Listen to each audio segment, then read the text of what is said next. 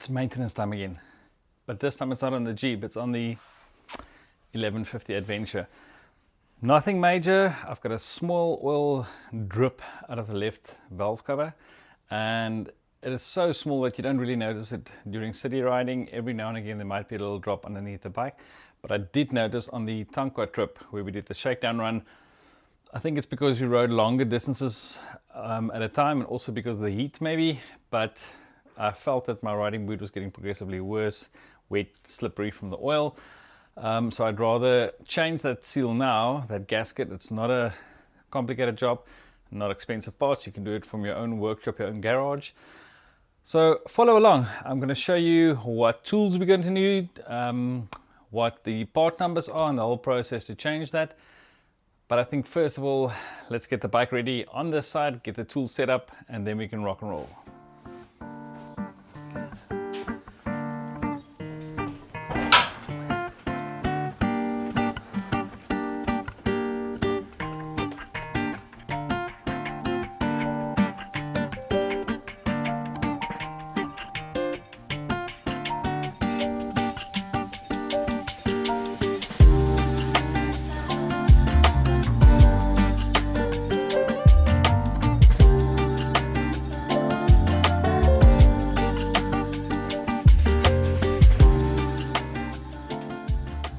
Cool, so let's go over the stuff that you're going to need. You are going to need the T20 or T30, I think, Torx bit for the whole set. So we're going to see which one that is. I'll take my socket set, trusty drawers,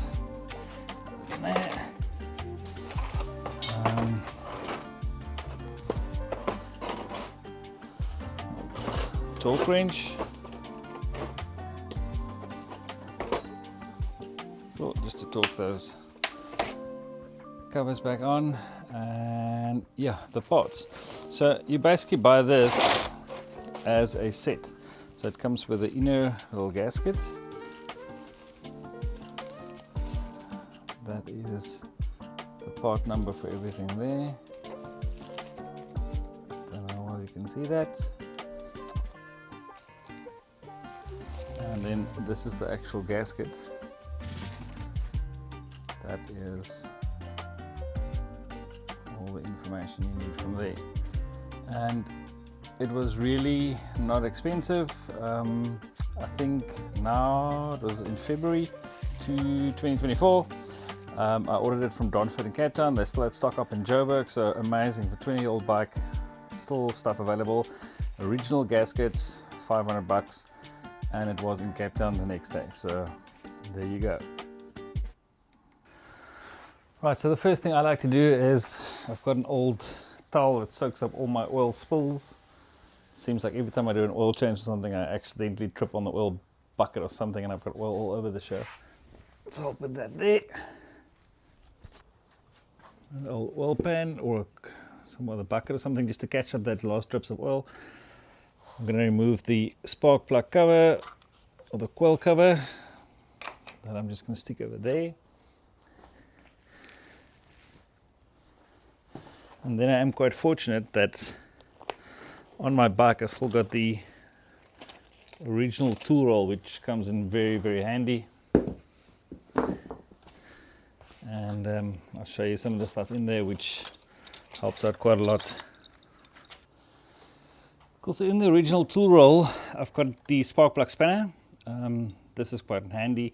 It's a very long, thin spark plug that goes in there, and the cavity to get in there is super narrow. I've got a long extension, but it always seems to get stuck in there.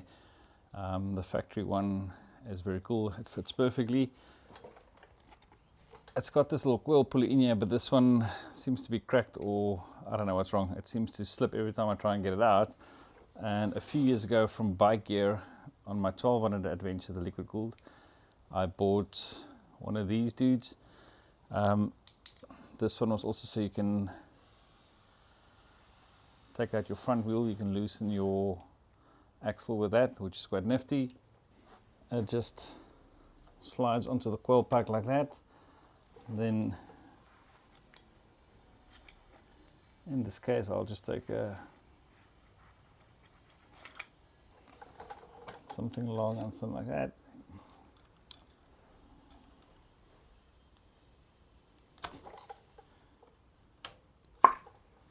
And out goes the coil. Cool. So you can check the spark plug goes all the way in there. I'm not going to take it out for now. Let's just proceed with taking off this valve cover. Going to undo all those bolts, and like I said, I think it's a T10 or a T30. We'll just double check now as we go along. Okay, so wrong all the way around. It's actually a T40 bit. I don't know whether you can see that. Let's see if we can just focus on there. Oh, the camera's got picking that up. T40 Torx bit. That fits in perfectly.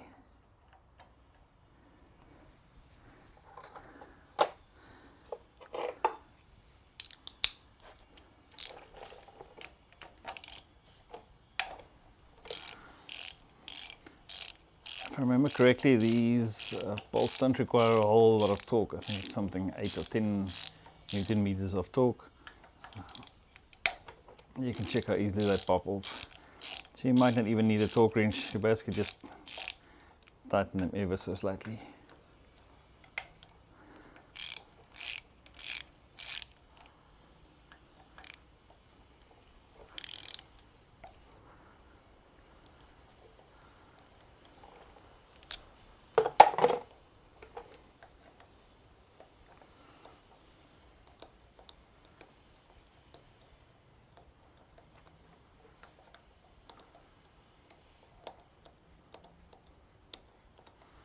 So the reason for the pan underneath here is that there might be some residual oil still in the cover that'll flow out. So just have something handy that you can catch that up before you have a spill all over your floor. The liquid cools store a lot more oil in that valve cover, so you'll get massive amounts of oil spilling all over the floor. But with these oil cooled, or the oil heads, air cooled ones, you should be okay. There shouldn't be too much oil still stuck in there.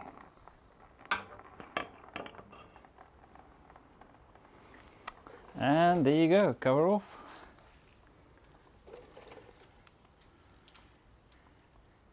And that was the amount of oil that dripped out. This actually looks pretty clean. I'll show you the extent now. So there's two things we need to focus on. Is the actual seal over here. Let's just get that into focus. The seal, and then this little seal inside here, which seems to be the problem.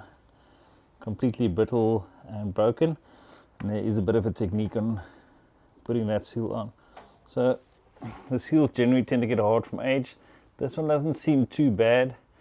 I think the problem lies with this seal over here.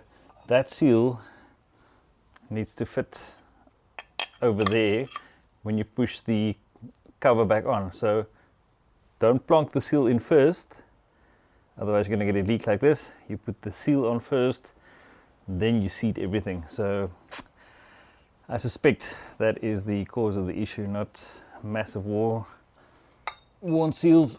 This one still seems pretty flexible, but since we're then replacing everything, I'm just going to do it once and put a new seal in. So let's first see if we can get the other seal out.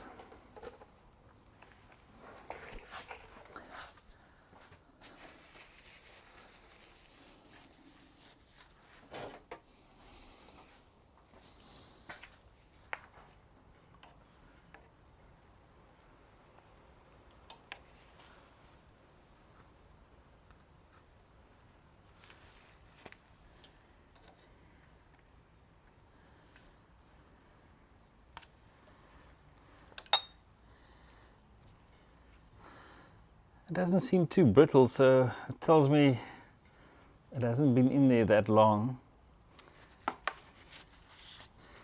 But there are some key things you need to check out for. When you put that seal back on the cover, there is a little recess at the bottom there, so you have to make sure that the seal goes back in the same way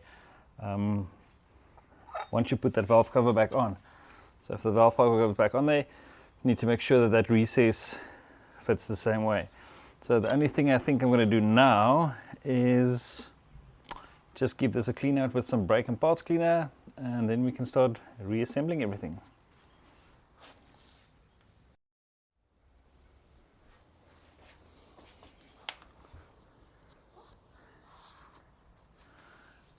I'm just cleaning up all these mating surfaces, just to make sure that everything seats properly. There's no residue or gunk or anything on there.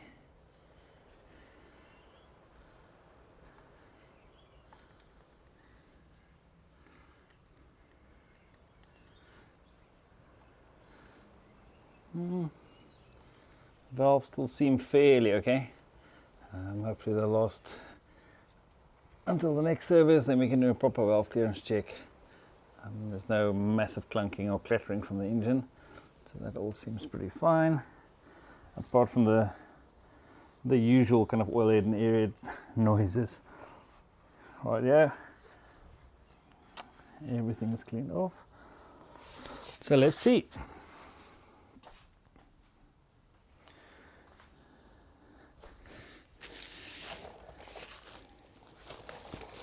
So first things first, this inner little seal.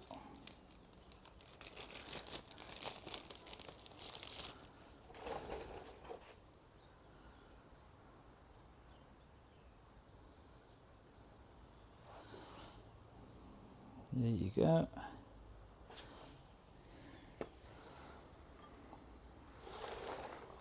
So that goes on to that center part of your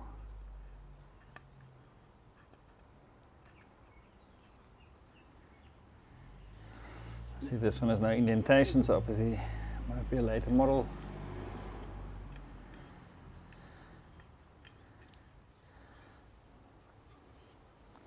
It's all fitted in.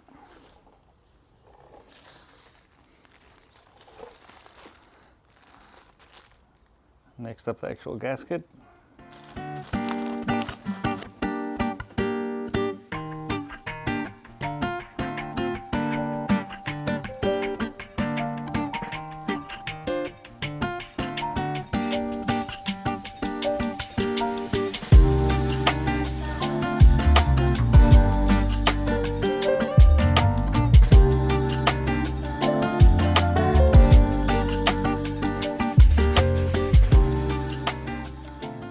With this is you have to wangle it in a little bit.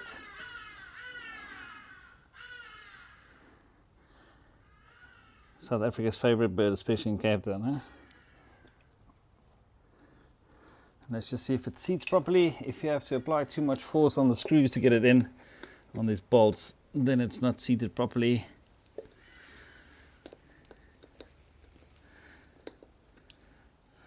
So basically the bolt shouldn't be pulling the cover in, otherwise you didn't align everything up properly.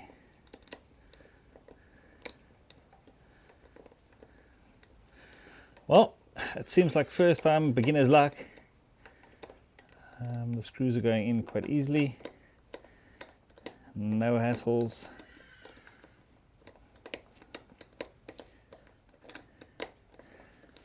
The test is obviously going to be once you start riding, and if your boot is soaking wet, then you know you didn't put it on properly. The problem with these covers, when they start leaking, they will just kind of give up unexpectedly, and then you're really stuck. The leak gets worse and worse over time, and then one day it just completely disintegrates and starts flooding and dumps all the oil out. Then you've got oil on the boot, oil when you're riding, and most importantly you won't have any oil in your, or enough oil in your engine. So if you see this leak, just fix it. It's not that difficult. Cool, so let's just quickly check what the torque specs are, and then we can. So I've got this handy book of everything. It's basically a technical data from all bikes, all models 1991 to 2005.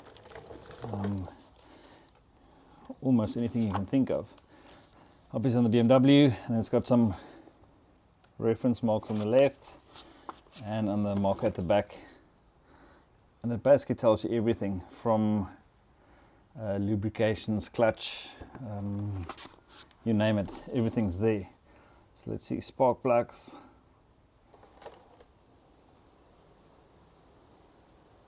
battery sizes. If you've got a carbureted model, it'll tell you the carb, the needles, all those kind of things that you need to set. Tightening torques, those are the ones we need.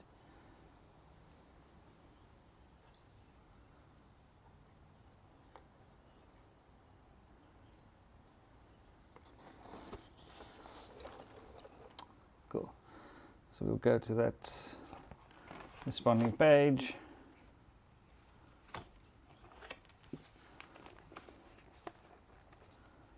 We've got a cam rocker cover. 1150GS Adventure. Down at the bottom, like I said, 8 Newton meters. It's so minute, you can basically just tighten it by hand. Just don't over tighten it, and then you should be fine. So I'm not even going to take the torque wrench out. It's basically not worth it. So 8 Newton meters is almost what body panels and those things are being held on with. So we'll just tighten it up like that.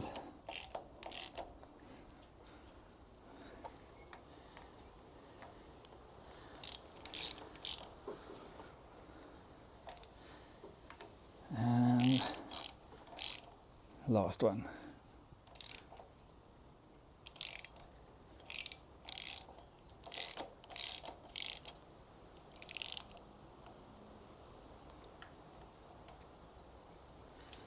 Check it all in.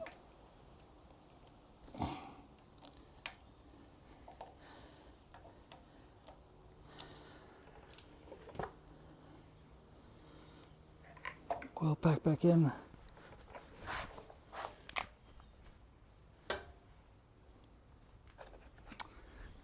And cover back on.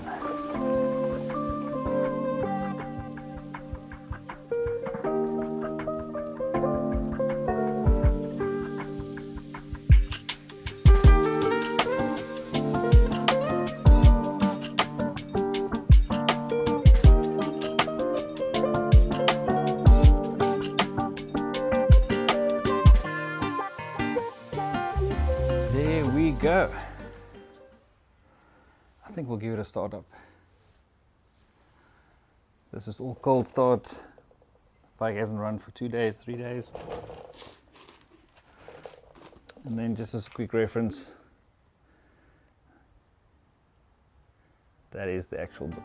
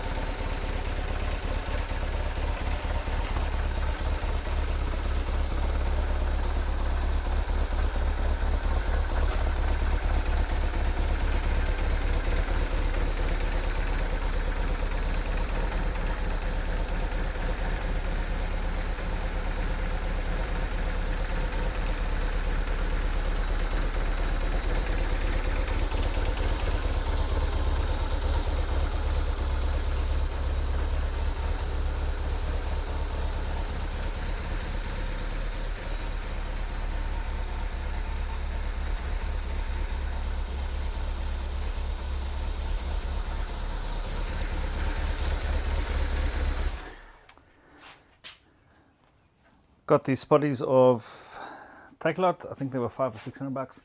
I'll post a link to them. They're clear spotlights. I wanted to go for that vintage, huge, big spotlight look that you had in the older BMWs, but I wanted something more modern.